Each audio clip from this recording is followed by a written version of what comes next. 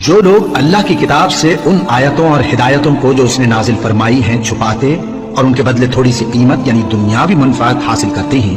وہ اپنے پیٹوں میں محض آگ بھرتی ہیں۔ ایسے لوگوں سے اللہ قیامت کے دن نہ کلام کرے گا اور نہ ان کو گناہوں سے پاک کرے گا،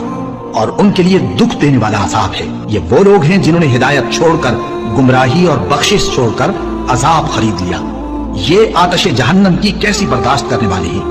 یہ اس لیے کہ اللہ نے کتاب سچائی کے ساتھ نازل فرمائی، اور جن لوگوں نے اس کتاب میں اختلاف کیا وہ ضد میں آ کر نیکی سے دور ہو گئے ہیں۔ نیکی یہی نہیں کہ تم مشرق و مغرب کو قبلہ سمجھ کر ان کی طرف منہ کر لو، بلکہ نیکی یہ ہے کہ لوگ اللہ پر اور روز آخر پر اور فرشتوں پر اور اللہ کی کتاب پر اور پیغمبروں پر ایمان لائیں،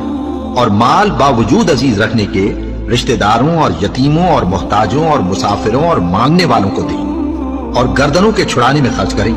اور نماز پڑھیں